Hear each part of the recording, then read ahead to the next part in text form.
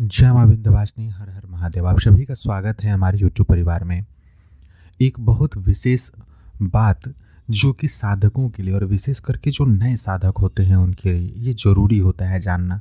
आप 3 साल 4 साल 5 साल से साधना पूजा कर रहे हैं, आपके कोई गुरु नहीं है, ठीक है, बहुत अच्छी बात है। आप स्वयं से चल रहे हैं, आपको कोई विशेष अनुभव नहीं हो रहे हैं, लेकिन स्वप्न के माध्यम से आपको मार्गदर्शन मिल रहा है। और उस मार्गदर्शन में चलते चलते एक ऐसा समय आता है 2 3 साल 4 साल के बाद कि आपके जीवन में परेशानियां शुरू हो जाती हैं। आपने अपने अनुभव किसी को नहीं बताएं, आपने जो कुछ भी आपको मार्गदर्शन मिला एज इट इज़ फॉलो करते गए, ये सोच करके कि कोई शुभ शक्ति आपके साधना जप तप के कारण आपके साथ चल रही हैं, और फिर जो है आपके साथ कुछ परेशानी होने लगती है। ऐसी विकट परिस्थिति में क्या करना चाहिए, क्या चीज़ होती है, कैसे इससे बचें, कौन सी चीज़ कब नकारात्मक तरीके से साथ में लग जाती है, इसको स्वयं से कैसे विश्लेषण करना है, ये जरा सा ज़रूर आप जानिए। आप सभी से निवेदन है कि चैनल को जरूर सब्सक्राइब कर लीजिए। सत्य अनुभव से सहित आपके जीवन में जो भी घटनाएं घटित होती हैं, ऐसे ही बहुत सारे साधकों के जीवन के अनुभव के साथ इस चैनल पर ऐसे वीडियोस डालते हैं, ताकि जो केवल ग्रंथों में लिखा हुआ है वो और जो वास्तविक जीवन में होता है वो दोनों ज्ञान हम सभी के साथ हम सभी को प्राप्त होती रहे, और उससे हम अपने साधना के क्षेत्र में, आध्यात्मिक क्षेत्र में आगे बढ़ते चलें।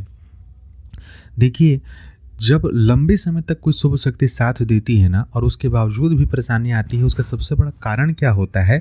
किसी अन्य व्यक्ति का, किसी अन्य साधक का आपके विषय में पता चल जाना है। ये विशेषकर कब होता है? जैसे मान लीजिए आपने बहुत अच्छी सी साधना की, आप जगदम्बा के किसी सामान्य शुभ मंत्र का जप करते रहें प्रतिदिन, और आपको जो है स्वप्न के माध्यम से मार्गदर्शन मिलते रहा कि आप जो है इस प्रकार से भोग चढ़ाइए, आप फलाना मंदिर में चले जाइए, आप इस तीर्थ में जाइए, आप इस चीज़ का पाठ कीजिए, सभी शुभ चीज़ें बताई जा रही है। नवरात्र में आपको दिखाया जा रहा है कि कलश स्थापना में ऐसा करना है। कुछ आपसे गलती हो जा रही है तो देवी स्वप्न के माध्यम से आपको अनुभव करा रही है कि ये गलती हो गया, आप ऐसे क्षमा याचना कीजिए। बहुत सारी चीज़ें अच्छी हो रही हैं, लेकिन इसके बावजूद गलत कब होता है? मान लेते हैं आपके भीतर कॉन्फिडेंस आ गया कि शुभ शक्तियाँ हमारे साथ चल रही हैं। इसी चैनल पे बहुत सारे ऐसे वीडियोज़ हैं जिसमें कि हम एक चीज़ को बताए हैं कि कैसे क्या पता करना है। आप सब चीज़ आपके जीवन में ऑटोमेटिक चल रहा है, वो तो बताने की बात है, हमने बताई है, आप उन सभी चीज़ों का अनुभव कर चुके हैं। लेकिन कभी आप किसी अन्य व्यक्ति के जीवन में कोई घटना घटित हुई, उसके जीवन में कुछ परेशानी आ गई तंत्र मंत्र से संबंधित, कोई अभिचार क्रिया से संबंधित, और वो आपका मित्र हो सकता है, आपका परिजन हो सकता है। आप इतने समय से पूजन पाठ कर रहे हैं, पूजन पाठ करने के बाद अब आप में इतनी क्षमता है, आपको लगता है कि आप अगर उसके लिए प्रार्थना करेंगे, उसके लिए कुछ हवन कर देंगे, उसके लिए कुछ पूजा कर देंगे तो उसे लाभ पहुंचेगा। ये सोच करके आपने उसके नाम से अपने स्थान पर पूजा कर दी। ध्यान रखिए, ये विषय अब अलग हो जा रहा है। आप स्वयं के लिए कुछ भी करते हो उस शक्ति के माध्यम से, चूंकि अप्रत्यक्ष सिद्धि आपको प्राप्त हो रही है। मुझे यह नहीं पता कि आपका स्तर साधना का कितना है, आप 100 माला जप करते हैं या आप नवरात्र में 1.25 लाख का अनुष्ठान किए हैं। चूंकि मैं स्पष्ट बोल रहा हूँ कि इसमें आपको गुरु की प्राप्ति नहीं है, गुरु के द्वारा मार्गदर्शन नहीं है। जिनकी आप सेवा पूजा कर रहे थे उनके मार्गदर्शन से आपके जीवन में चीज़ें अच्छी हो रही थी और साधना में भी सारी चीज़ें ठीक हो रही थी। लेकिन जब आप किसी अन्य के लिए कोई प्रयोग कर देते हैं, अपने मंत्र का जप कर देते हैं, जो इष्ट मंत्र आप सिद्ध कर चुके हैं उसका प्रयोग कर देते हैं, और उसके पश्चात आपके जीवन में परेशानी शुरू हो जाती है, तो उसके पीछे का सबसे बड़ा कारण ये होता है क्यों यहाँ शक्तियाँ साथ नहीं देती है। आपके पास जानने समझने की क्षमता तो प्रत्यक्ष रूप से नहीं थी, देवी जो है वो स्वप्न के माध्यम से आपको बताती हैं। मान लेते हैं कि जिस व्यक्ति के लिए आप प्रयोग किए हो उनके द्वारा उनको कोई देवी देवता का श्राप लगा हो, कोई देवता का दोष लगा हो। अभिचार और भूत प्रेत की बात छोड़ दीजिए, अभी उन्होंने जानबूझ के अनजाने में किसी देवता का अपमान किया हो, किसी साधक का अपमान किया हो, किसी बड़े बुजुर्ग का अपमान किया हो जो कि सेवा पूजा करते हो, राम नाम भगवती का जप इत्यादि करते हो, उनका इन्होंने अपमान किया हो, चाहे किसी भी प्रकार से उनको हानि पहुंचाई हो सकता है कि खेत के मेढ़ पर इन्होंने परेशानी, किसी के खेत की कुछ अन्न इत्यादि को हानि पहुंचाई हो। बहुत सारे लोग खेत बांध के रखते हैं, गांव देहात में ये भी होता है, वहाँ पे देवताओं का बंधन होता है, कोई तंत्र शक्तियों से भी बंधन करते हैं, मेढ़ों पर बांधा जाता है। एक आध प्रयोग सिद्ध साबरी विद्या चैनल पे हम दी है अन्नपूर्णा माँ का, सुरक्षा की दृष्टि से और फसल अच्छा हो उसकी दृष्टि से, आप सब वहाँ देख सकते हैं सिद्ध साबरी विद्या नामक चैनल पे।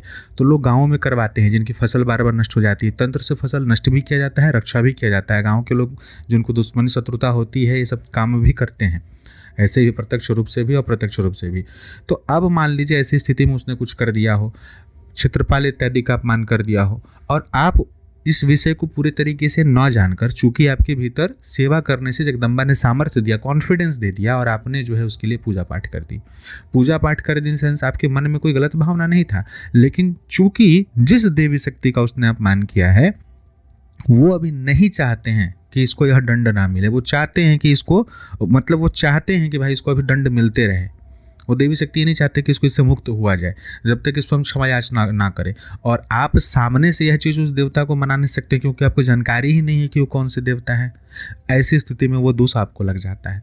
अब इसी चीज़ को हम स्पष्ट रूप से बोलें तो जान लीजिए, शास्त्रों में भी इस चीज़ का वर्णन मिलता है कि कोई साधक, कोई ब्राह्मण, कोई भी साधक हो, जरूरी नहीं कि ब्राह्मण, कोई भी साधक जब किसी अन्य व्यक्ति के लिए तंत्र कांड या कर्म कांड करता है तो उस तंत्र कांड और कर्म कांड के कारण उसकी विद्याएं जो होती हैं वो कहीं ना कहीं कुंठित होती हैं। ठीक है, दोष लगता है इन दोनों में। विशेष करके अगर वो दान लेते हैं, दक्षिणा लेते हैं तो उसका परिहार करने का विधि है, उस विधि को करना चाहिए। और चूंकि आपको इस विषय की जानकारी नहीं है, आप परिहार नहीं कर रहे हैं, ऋण दोष से भी आप नहीं मुक्त हो पा रहे हैं, आपको जानकारी नहीं है, तो ऐसी स्थिति में वो दोष आपको लगेगा और फिर आपके साथ जो है गलत कार्य होने शुरू हो जाएंगे। तब जो है आप साधना करेंगे, आपको स्वप्न दोष की स्थिति बन सकती है। हो सकता है कि आपकी गौ इत्यादि हो वो बीमार पड़ने लगेगी, आपके खेत के फसल नष्ट होने लगेंगे, आपके बच्चे होंगे उनकी तबीयत खराब होने लगेगी, आपकी धर्मपत्नी होगी उनकी तबीयत खराब होने लगेगी। आप स्वयं पहले 100 माला जब कर लेते थे, अब आपको 10 माला में ही इतनी नींद आती, इतनी जमाई आती है कि आप परेशान हो जाएंगे कि ये क्या हो रहा है, आखिर क्यों मेरी साधनाएं पूर्ण नहीं हो रही है। दूसरा कारण, अगर अभिचार में कोई चीज़ चला हुआ है और आप कॉन्फिडेंस में है कि हम उसका काट कर देंगे, या फिर आपको लग रहा है सामने वाला व्यक्ति खेल रहा है, बहुत उसको तकलीफ परेशानी है, और आप सामान्य होता है कि अपना स्थान का भस्म देना, पानी देना, कोई मंत्र सिद्ध किए हैं तो उसका प्रयोग करना, लेकिन आप विशेष करके उतारा इत्यादि अपने मंत्र से कर दिए, जो इष्ट आराध्य का मंत्र था उसके माध्यम से आप उसको शरीर से उतारा कर दिए, आपको जानकारी भी नहीं है कि वो क्या चीज़ है। अब उसके ऊपर अगर चौकी वाली कोई चीज़ हुई, कोई शक्ति हुई, तब जो है वो दिक्कत कर देगी, क्योंकि आप किसी देवी देवता को वचन में नहीं लिए हैं। आपकी एक सीमित मात्रा तक साधना रही होगी, 2-4 साल की, कोई गुरु परंपरा की कृपा आपके भीतर नहीं है।